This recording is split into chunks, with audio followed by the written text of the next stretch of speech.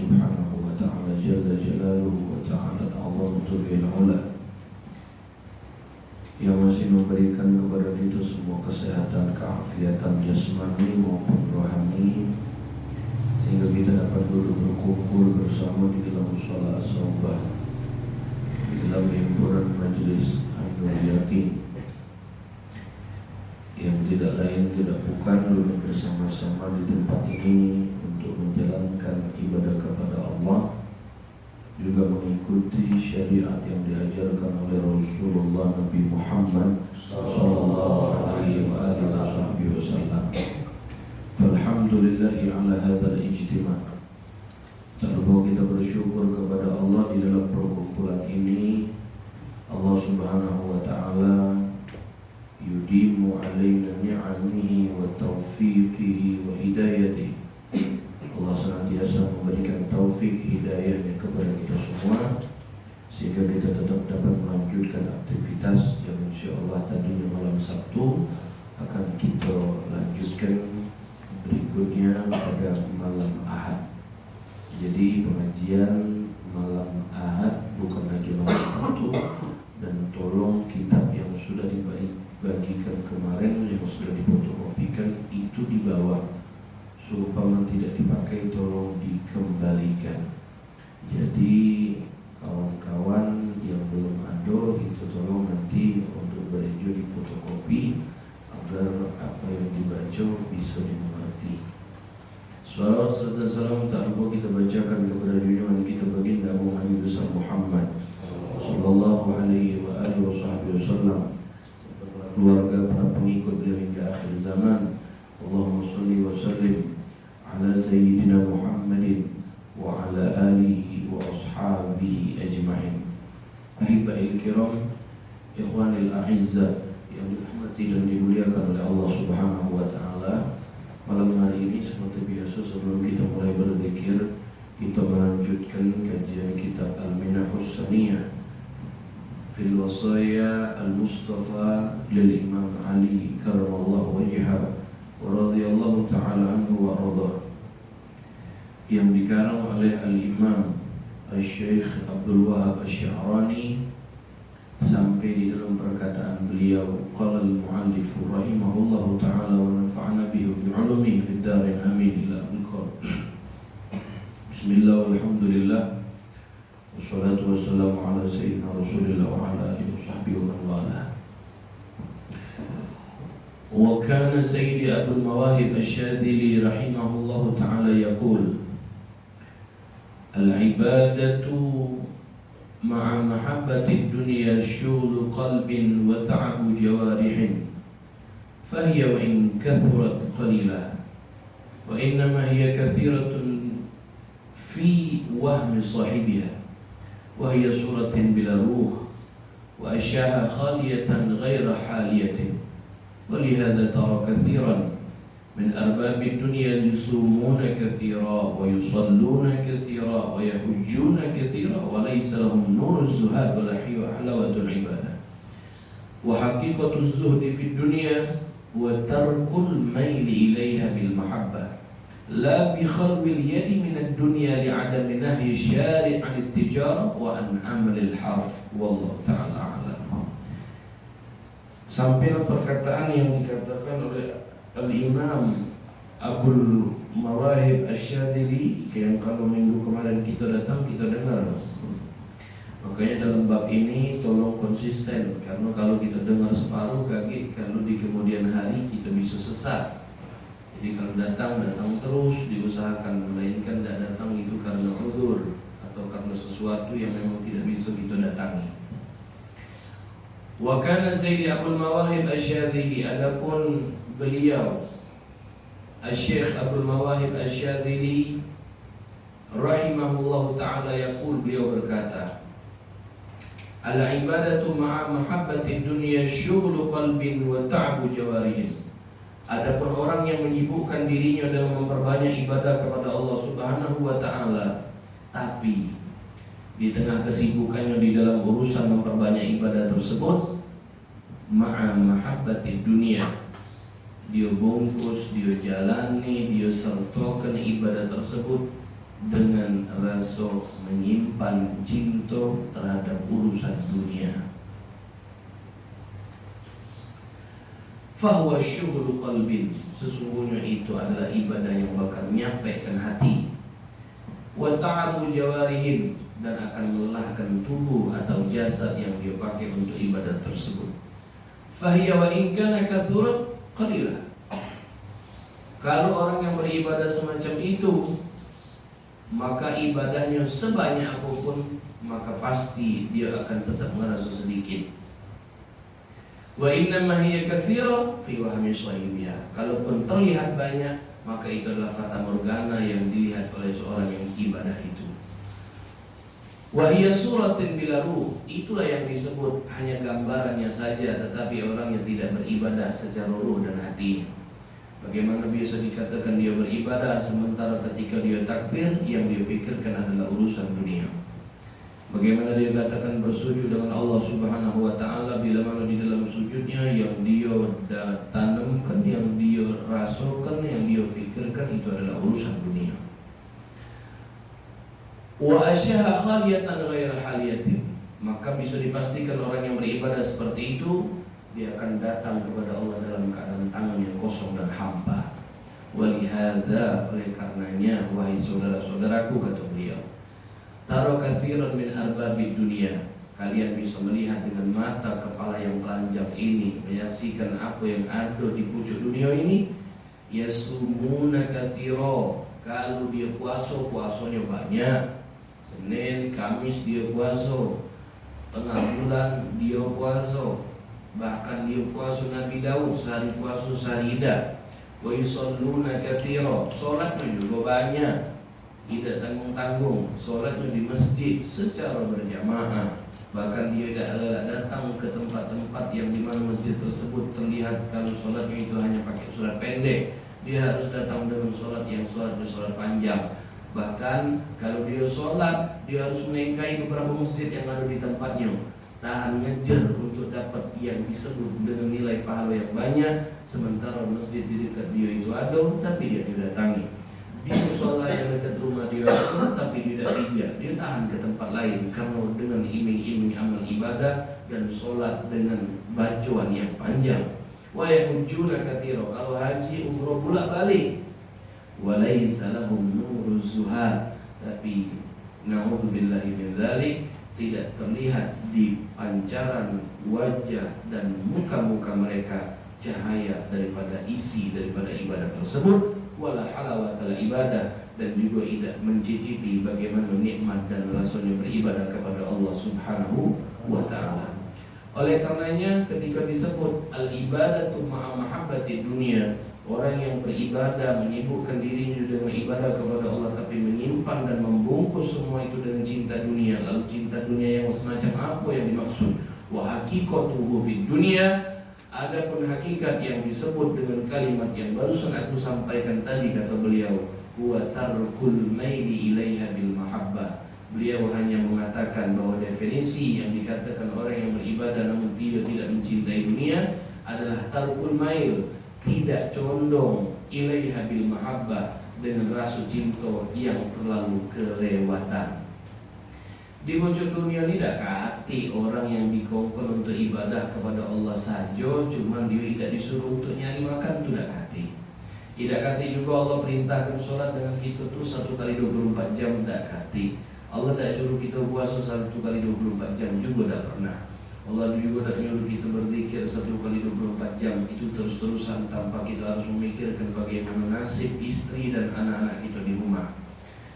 La bi khalqil yadi minad dunya, jangan pernah mengosongkan hal tersebut untuk dalam urusan dunia.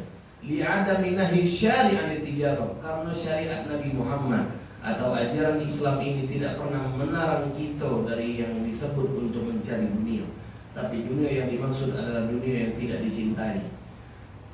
Hewan yang dirahmati dan dimuliakan oleh Allah, berapa banyak penyebab seorang itu akan lupa dengan Tuhannya, itu hari ini cuma 2. Yang pertama dan yang kedua diakhiri dengan huruf I dalam abjad bahasa Indonesia. Yang pertama ekonomi, yang kedua adalah istri. Dua penyebab penghalang paling besar untuk lanang itu tahu kalau dia itu adalah benar-benar lanang. Umpama yang pertama sudah tertolong, ekonominya bagus, ekonominya sudah benar, dia mencarinya sudah selurusan, dia mencarinya juga sudah jalan yang benar, tapi ekonomi ini dipegang dan dikuasai oleh istri, maka yang pertama dan yang kedua dijatuhkan tetap dengan derajat yang sama, tidak akan bisa menyampaikan seorang tersebut kepada Allah Subhanahu wa Ta'ala. Apalagi wala'iyadu billah, lanang yang maafnya dia tidak mencari, tapi malah dia merelakan istri untuk mencari, itu lebih dalam lagi. Oleh karenanya duduk di majelis itu cuma tenangnya sejenak, datang ke musola itu cuma tenangnya sejenak, datang ke masjid itu cuma mendapatkan rasa kebahagiaan yang semu, tapi balik ke rumah lagi yang dia hadapi dua perkara ini lagi.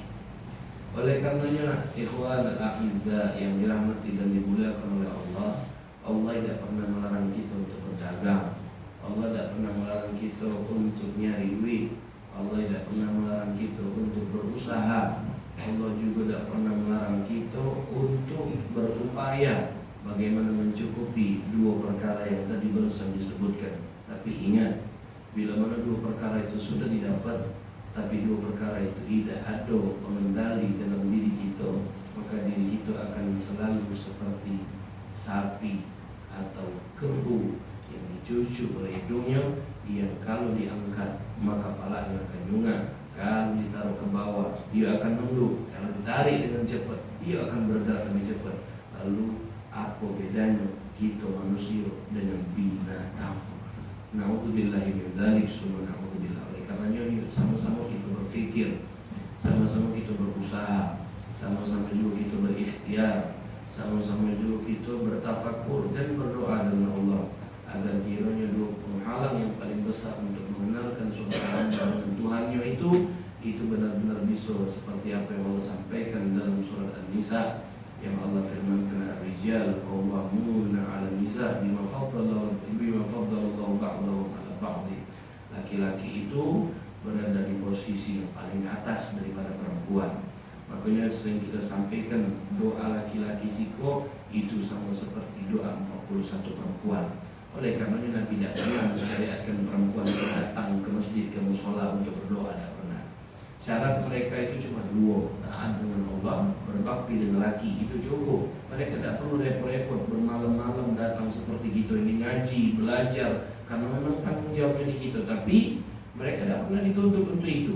Bila mana mereka tadi dituntut untuk taat kepada Allah, yang nak nyampaikan ketaatan itu adalah suaminya.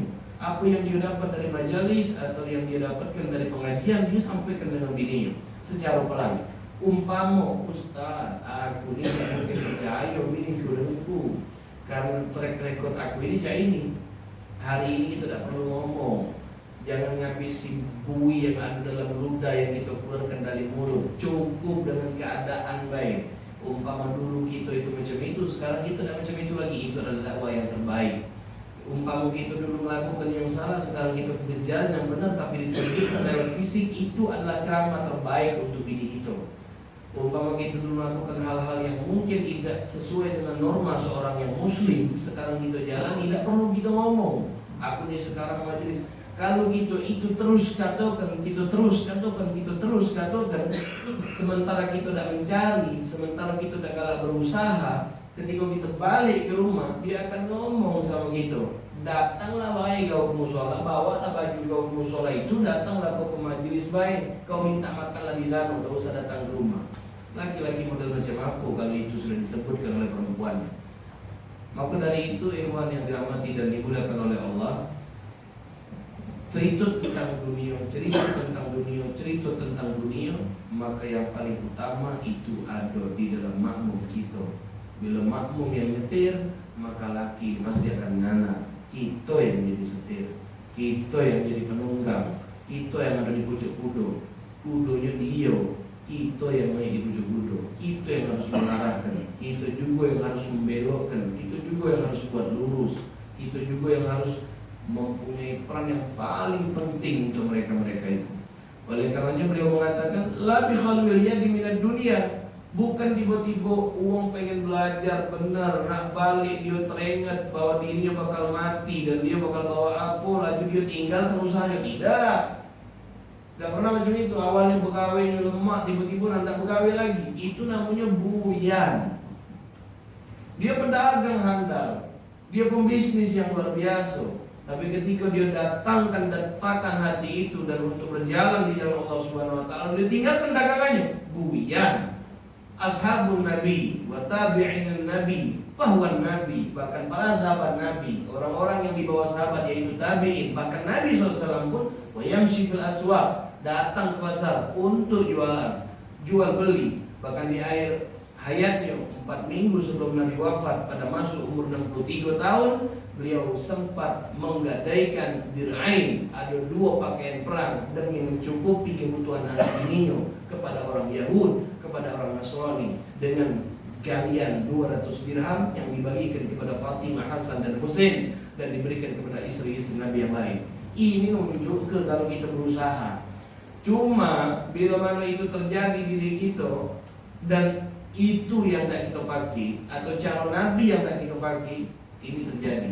Bini kita kondangan seminggu atau sebulan itu 4 kali. Kalau sudah kondangan pakai baju abang terus baca kadaya cakut, malu dia. Apalagi kondangan di sebukit-bukit lah, ketemu lagi dengan Yudi, temu lagi dengan Siang, temu lagi, malu dia. Dia akan pikirkan bagaimana cara pakai baju yang baru. Dia akan pikirkan cak mana aku bisa cara sama dengan orang lain. Apa kuasa kita? Tak kata yang bisa kita kuasakan. Tak kata yang bisa kita katakan apa-apa. Kita nyuruh cuma bisa sabar. Tapi kesabaran yang sampai makharaja minal lisan ma yatajawaz ilal adhan. Kalau lanangnya cuma ngomong lewat mulut, omongan itu cuma sampai di antara kuping kiri dan kuping kanan. Wa kharaja minal jinan dakhala jinan. Tapi kalau lanang tadi ngomong sabar yang tadi memang dari hati, sabar yang dari hati itu nyucuk juga ke hati. Kita ngomongin dia sabar, tapi ketika orang tingkah laku dalam berumah tangga kita langsung emosi, itu sudah menunjukkan ketidaksabaran. Padahal kita nyuruh dia sabar. Nah, ini balik-baliknya babnya 2 perkara yang diakhiri dengan kalimat atau 1 huruf I dalam abjad bahasa Indonesia. Ekonomi dan istri. Di musola tenang bisa zikir, doa, nangis, kapan balik ke rumah kita jingok dia lagi dengan segala problem masalah yang ada, ruwet lagi, pening lagi. Sementara datang ke majelis susah mungkin karena Allah jadikan seminggu itu malam minggu itu cuma sekali, bukan malam minggu terus. Umpama datang malam minggu terus mungkin lemah. Tapi Nabi tidak pernah mengajarkan kita macam itu. La bi khalwiyat minad dunya li adam minahi syari'anha. Allah tidak pernah menyuruh kita untuk tinggalkan dunia itu tiba-tiba secara sekosongan, karena syariat tidak pernah melarang kita terhadap hal yang seperti itu. Wa an amanil harfi. Umpama dia memang tidak bisa jualan, apa yang dia bisa lakukan? Kebacaan apa yang dia bisa lakukan? Itu jangan pula ditinggalkan. Karena berkata beliau mengatakan wala qa'ilun bidzalik wa inna ma daraja jumhur sahaba wa tabi'in ala khalbilan min dunya liyaqtadi bihimul mahjubun an musyahadatil akabir. Ngapa dulu sahabat? Kenapa dulu para tabi'in? Kenapa dulu orang-orang aulia atau orang-orang yang soleh menunjukkan dengan kita pakaian yang compang-camping, yang kesederhanaannya luar biasa?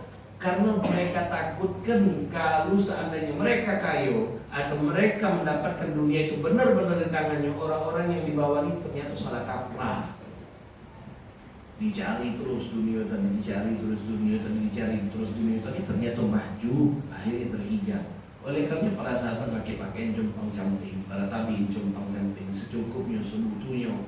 Orang-orang yang soleh itu makainya baju seperti itu. Bahkan kita tengok pakaian cuma siko, kadang-kadang tidak ganti-ganti. Itu yang dia pakai. Itu menunjukkan kepada kita, lihat tadi bihimul mahjubun an musyahadatil akabir. Kaget takutnya orang-orang yang mencontoh, yang melihat, yang mengikuti, yang duduk bersama, lalu dicontohnya apa yang mereka lihat. Kalau hari ini kita jino, rasanya kayu lah kiai daripada umat, kayu lah kiai daripada umat, kayu lah ustadznya daripada yang diajari, kayu lah yang ngajar daripada yang belajar. Tapi dalam ceramahnya selalu mengatakan sedekah, selalu mengatakan zakat, selalu mengatakan ini dan itu, dan baliknya kepada kiai yang sudah pakai mobil tadi, kiai yang sudah pakai yang bagus tadi. HP kiai itu siko itu jual, pacak jadikan 5-6 ikut HP jamaah yang belum punya HP. Nah itulah para sahabat dan para tabiin dan orang-orang terdahulu itu tidak galak menunjukkan yang seperti itu. Lihat tadi bihil mahjubun an musyahadatil akabir. Kalau dijingok, berarti aku harus ini. Laju umatnya tersesat, laju umatnya yang terjingok bahwa beragama ini harus bergelimangan harta, padahal tidak.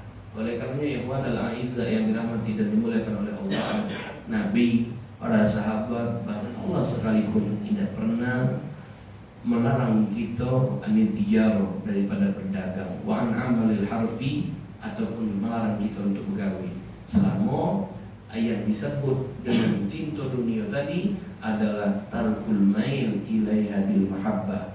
Jangan sampai itu ditaruh dalam hati, jangan sampai ditaruh dalam sanubari, jangan sampai ditaruh dalam kolbu. Apa yang kita punya ini, apa yang hilang dari kita ini, jangan sampai ditaruh dalam hati. Yang hilang berarti bukan rezeki kita. Apa yang dikatakan oleh Al-Habib Abdullah bin Al-Haddad, beliau mengatakan alladzi li ghairik la yasil ilaik walladzi yusim lak hasilul ladzi. Apa yang bukan punya kau itu tidak bakal kau dapati. Apapun yang sudah teruntuk untuk kau, walaupun sama manapun, itu pasti akan dapat. Jadi kalau itu patokan kita hidup, itu patokan dan pedoman kita jalani urusan rezeki dan ibadah ini, insyaallah Allah Subhanahu wa taala mempermudah jalannya kita agar kita menuju balik kepada jalan yang diridhai oleh Allah Subhanahu wa taala. Mungkin itu saja bisa kami sampaikan. Jadi kami ingatkan sekali lagi, yang belum punya bukunya tolong difotokopi. Jadi insyaallah majelisnya baku setiap malam Ahad di Musola As-Saubah dan tidak akan pernah pindah. Kalaupun kita pindah, itu kita akan jenguk situasi dan kondisi serta jangkauan di mana tempat orang yang mengajak kita berada itu. Umpama di suatu tempat di mana kita sudah musyawarahkan bersama, kita bisa jalan, insyaallah kita bisa jalan. Kalau tidak bisa, kita akan tetap berada di musola ini, walaupun jumlahnya baru 3 atau 4. Tapi kami ultimatum, bila mana 4 kali kami tidak lihat orang itu datang, kami yang sudah bagikan kita itu tidak segan-segan untuk meminta kembali. Dan takutnya dia datang sekali 2 kali, lalu dia katakan ini amalan aku dengan orang lain. Nah, itu na'udzubillah min dzalik. Akhirnya jadi fitnah. Jadi yang kami tidak harapkan yang seperti itu. Jika memang dia istiqomah berjalan, yuk jalan sama-sama. Kita jangan bersekat guru dan murid, jangan bersekat ini aku ustaz tidak. Ayo kita jalan sama-sama.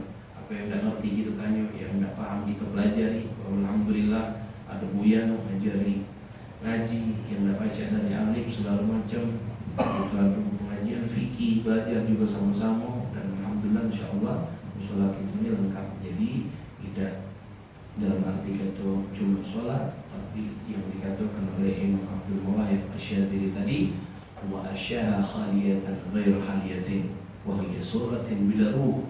Ibadah tapi tidak masuk, kalau itu adalah ibadah. Ternyata di mana pun ibadah, bahkan di musola yang cuma dianggap tempat merokok dan ngopi pun bisa menyampaikan seseorang untuk mendapatkan makna dan rasa daripada ibadahnya kepada Allah Subhanahu wa taala. Tidak perlu masjid yang megah, tidak perlu tempat yang mewah, tidak perlu juga tempat yang luas, yang sedikit, tapi dia benar-benar, maka itu akan menjadi berkah.